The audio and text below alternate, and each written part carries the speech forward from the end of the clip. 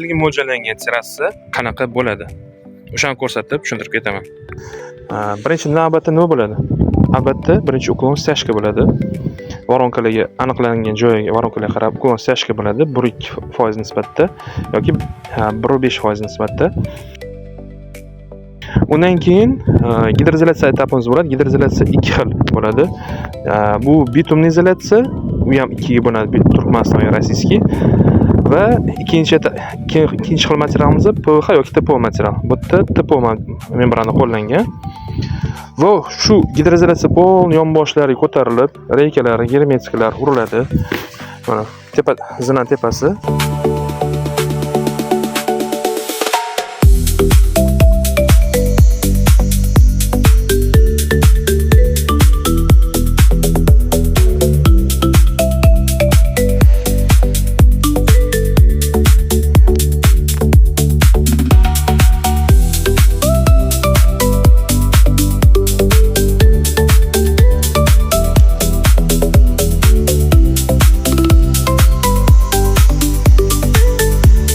Urilgandan keyin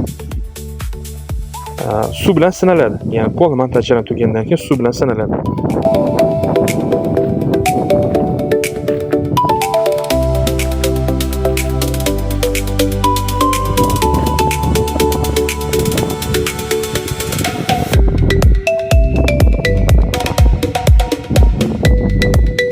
Gidrosplan jarayon tugab, undan keyin suv tushirilib, penaplex va drenajlar taxlanadi. Ya'ni teploizolyatsiya regionida joyiga joylashuviga qarab teploizolyatsiya qalinligi aniqlanadi. Bundan so'ng drenaj montaj va darojniy setka 15 ga 15 uchlik yoki bo'lmasam 20 ga 20 uchlik darojniy set tashlab turib, ustidan uklon stashka olinadi. Va ustidan keyin xohlagan epoksidmi, kafilmi, любой narsalar bo'ladi.